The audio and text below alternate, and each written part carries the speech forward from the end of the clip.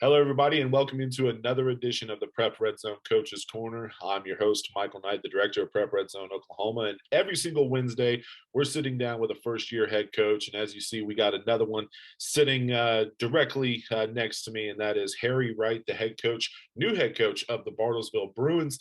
He comes to Bartlesville from Lonoke, Arkansas, where he was the head coach for the last 3 years, but he is very familiar with the landscape here in Oklahoma. And first off, Coach, just want to welcome you back to Oklahoma. Welcome you here to the Prep Red Zone Coach's Corner. Thank you for sitting down with us today.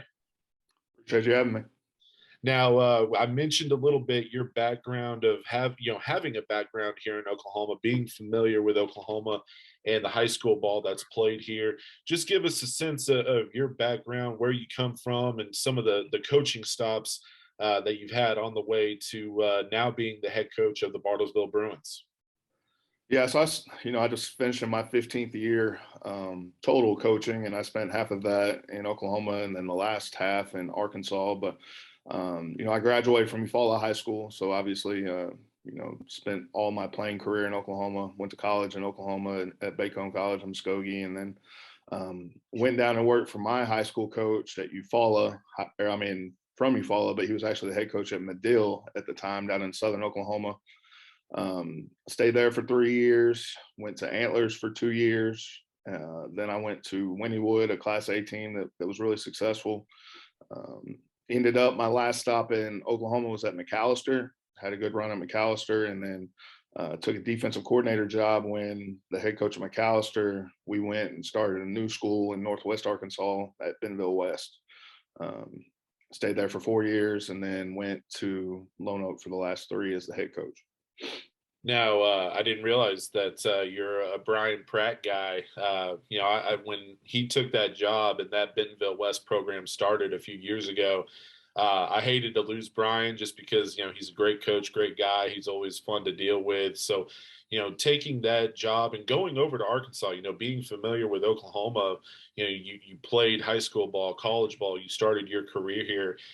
Going over to Arkansas with Brian, and then eventually leaving and becoming a head coach at Lonoke, I got to think that it was a little difficult, to make that decision to go ahead and leave something that you're so familiar with, being Oklahoma, being an Oklahoma guy. I mean, just what were some of the things that you learned from, heading east to Arkansas?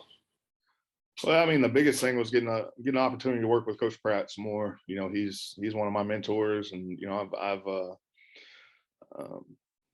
he's had tremendous success the last, probably 15 years of his career, going back to when he started at McAllister and got that thing rolling, and was really successful there. And now he's still rolling at Bentonville West and successful there. And so being able to, see how he ran a program and see how he put the pieces together to be successful, that was an important reason for going over there. And then, the opportunity to be a coordinator at a larger school and having those resources and those opportunities was something that I couldn't pass up. So we made a move and made a jump into something that was kind of unfamiliar, and it ended up working out for me.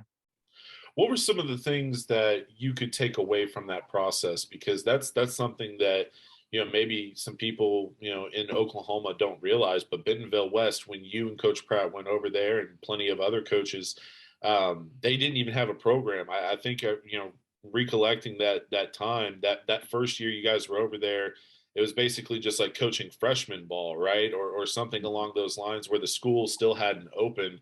I mean, Yeah. literally starting a brand new football program. What can you take away from what you learned with that process now as a head coach and taking over a program where it's already established? They've been playing football for a while in Bartlesville, but at the same time, what it's like to put your mark and try to like turn a new chapter, start a new chapter for a football team. The biggest thing that I took away from that whole process is just how important the details are. As you start, you don't really get a chance to go backwards and redo things. When you're getting a program rolling, and it's the same situation here. When you're coming in, it's almost, even though it's not a brand new school and they've played football and they've had tradition and those things, it's still new for what you're doing. so going into it with a process and a plan, and being able to focus on the details as you go along and try not to skip things to um, you got to put in the work and the time to develop things instead of just looking at the finished product and hoping you're going to get there. You took over Lonoke, 3 years spent just east of Little Rock. You and I were discussing before we hit record here. We just had our Prep Red Zone Oklahoma Showcase Camp in Tulsa a few weeks ago, and we had a couple kids from Lonoke, Arkansas, make the drive over. Not a short drive by any means, but that was your first stint as a head coach. You spent 3 years there. What were some of your takeaways as, being the guy in charge, running a program as opposed to being, a defensive coordinator, assistant coach? You still had, Coach Pratt, as the head guy, but what were you able to learn, in your first stint as a head coach over there at Lonoke? Yeah, just how much of being the head coach doesn't involve football. I mean, just the all the other, dotting the i's and crossing the t's and the planning that go into, having practice, having ordering equipment, doing things that you don't really realize until you do it, how much time that stuff takes and how much energy and effort you have to put into making sure make sure all the gears are greased and make sure everything's rolling the way it needs to be rolling. And then being able to surround yourself with good coaches, that to me, that's a key to any program is one person can't do it all. You have to find guys and bring guys in that you can trust and that are going to be good fits and that want to be a part of that program, and then get them on the same board. And then that's when you really start to see things get successful in a hurry. I remember we did this series last year. At the time, it was just a podcast, but I sat down with Josh Blankenship when he took over at Broken Arrow. And one of the things that he said, kind of along the same lines of all the things that you do that's not football related, he was like, look, I'm just trying to figure out how we can get buses to team camp here in about a month, like how many buses we need. I've never had to deal with that before. So it's one of those funny things that nobody really thinks about. Even coaches don't think about, like, oh yeah, you know what, someone's actually in charge of it. And I guess as the head coach, that's now me. You come over here after spending 3 years as Lonoke's head coach, several years before that at Bentonville West. You come back to Oklahoma. Why was now the right time to come back to your home state? It was several factors that played into coming to Bartlesville. One thing that probably the biggest factor, the one that kind of got my interest rolling, is we have family here.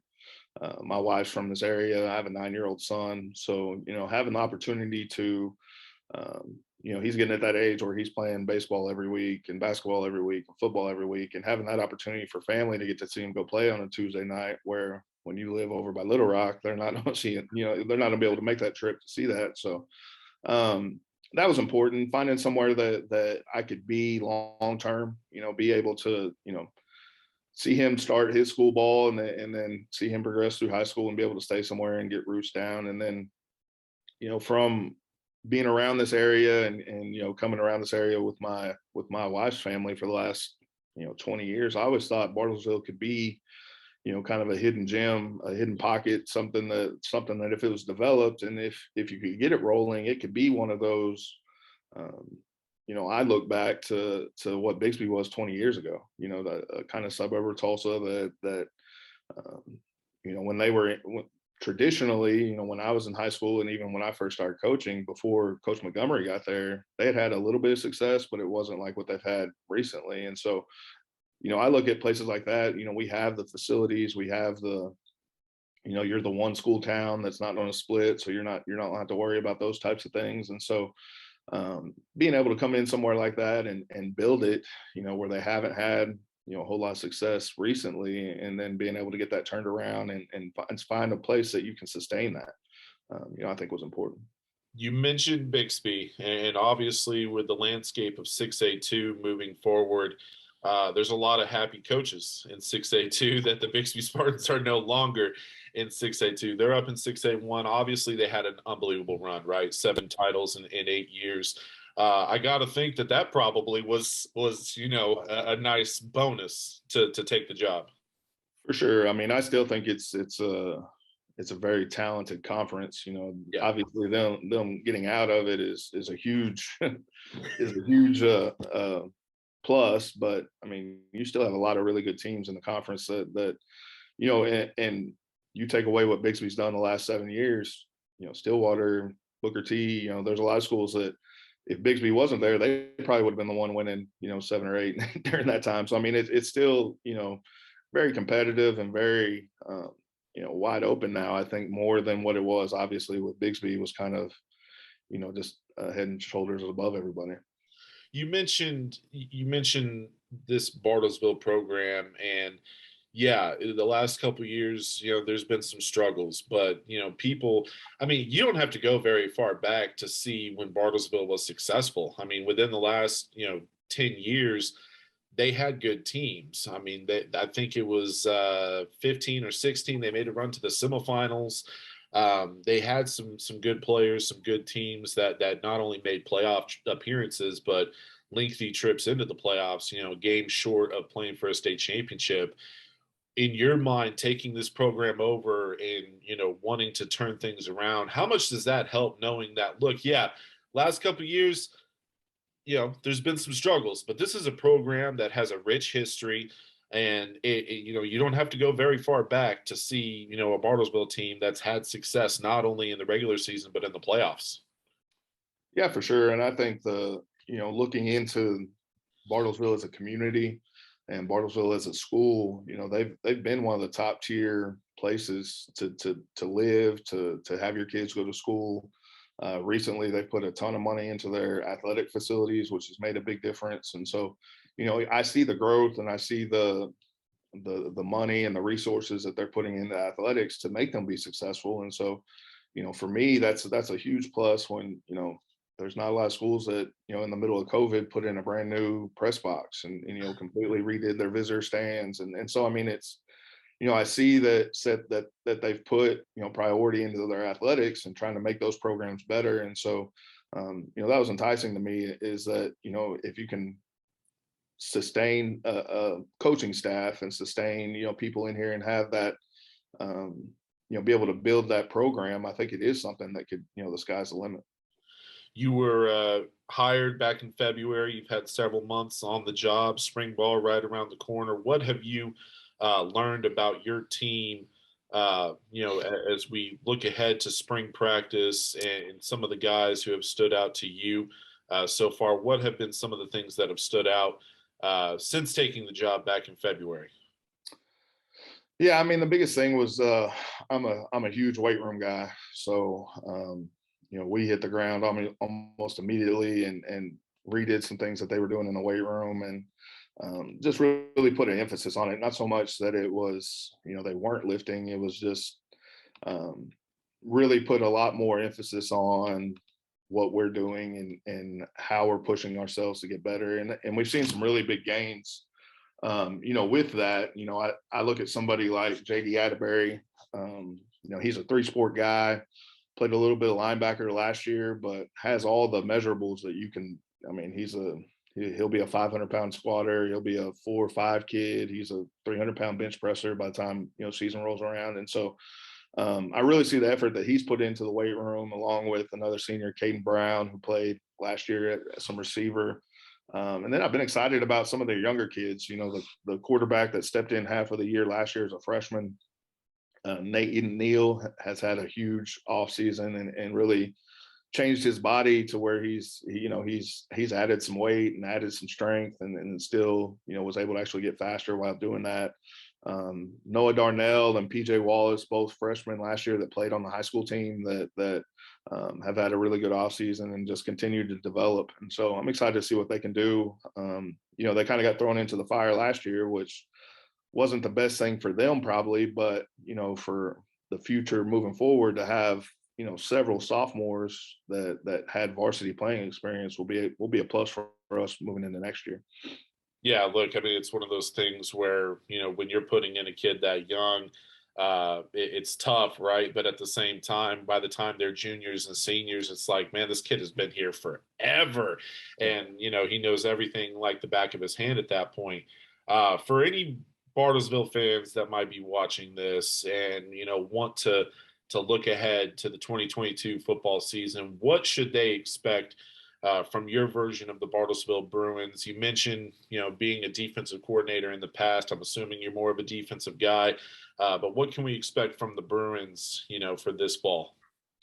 The big thing is just putting a product on the field that our community can be proud of, and that's something that I've really talked to the kids about. I'm a big, um, acronym guy. So you can kind of see the EAT. We talk about that every day. Effort, attitude, and toughness. So everything that we revolve around, we want to put that product on the field. So somebody that's coming to see us play and that might not compare us to what it has been previously. My goal is you see guys that are playing extremely hard with a lot of effort. They have a great attitude. They're showing toughness, and so those are things that we talk about all the time, in off season, in the weight room when we're running. That we're preparing now for those games in the fall. So we're giving ourselves the ability to put that product on the field. Now, we mentioned, some of the struggles, in 6A2, and you talked about how despite Bixby, moving out, this is still a very competitive class, and the district on the east side in 6A2 is absolutely brutal. When you talk about some of those teams, Booker T. Washington, Stillwater, Choctaw, you have teams like Sand Springs that made a run last year.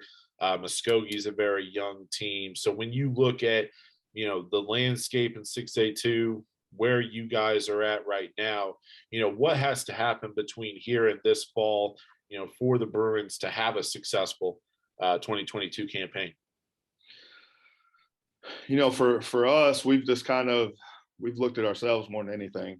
I can't control what goes on in Muskogee or Sand Springs or Booker T, and so um, the biggest thing is give ourselves a chance to be successful. And every day we make a decision whether we're going to get better or worse. And so every day we got to push and try to catch up to some of those teams that have been ahead of us. And so um, that's the thing that I talk to them more than anything is not so much who's going to be on the other end of the field. It's, are we doing what we need to do right now to give ourselves a chance to be successful in the fall? Are we putting in the work, putting in the time, getting everything in that we need to do to give ourselves a chance? So that's more of what we've been focused on, more so than who we're going to be playing. Spring practice about to open up next week, and it's an opportunity to get your first look at your guys in pads. I'm sure plenty of install will be happening for this upcoming summer, fall, all of that. What's something you want to learn about your team as you head into the 2 weeks of spring practice? I don't know if you guys are going to a team camp where you'll be competing against other teams, but what's something that you want to learn during that 2 to 3 week stretch, late May, early June, where you get a real good look and assess, what your team is going to look like? What's something you want to learn about the Bartlesville Bruins during that time? The big thing that I look at during spring ball is who's going to be physical. Who's going to come to the fire when it's time. That I think that's something that is a big telltale every spring, is that for some kids that light switch will switch in between their sophomore and freshman year, or sophomore and junior year, or junior and senior year, to where they've had a good off season, they've gotten stronger, and now they're able to go do something with it. And then some kids don't. So I'm excited to see see them get out on the field and use some of the tools that we've been working on, and kind of, like I said, see who's going to be physical when it matters. See who's going to not really talk about it, but handle their business, so to speak, with their pads. And so that's what I'm excited to see, is that part of it, because we've done the weightlifting, we've done the running, we've been installing. So the only thing that we haven't been able to do is have that contact. And so I'm excited to see who pans out on that.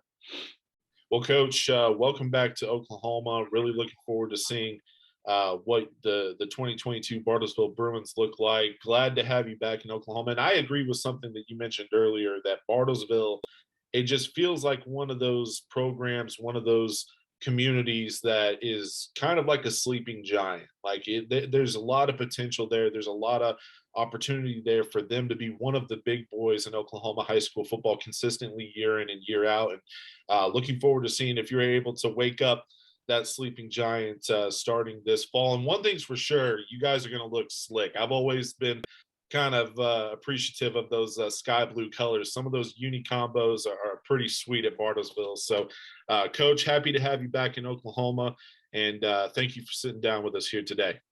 Yeah, appreciate you having me. He's Harry Wright, the new head coach of the Bartlesville Bruins. I'm Michael Knight, the director of Prep Red Zone Oklahoma. Stay tuned for another edition of the Prep Red Zone Coach's Corner. Every single Wednesday, we're sitting down with a first-year head coach. Last week, it was Greg Bryant at Moore. This week, it's Harry Wright from Bartlesville. Next week, who knows? You have to stay tuned and check us out every single Wednesday here on the Prep Red Zone Oklahoma YouTube channel. Until then, for Coach Wright, I'm Michael Knight, and this has been another edition of the Prep Red Zone Coach's Corner.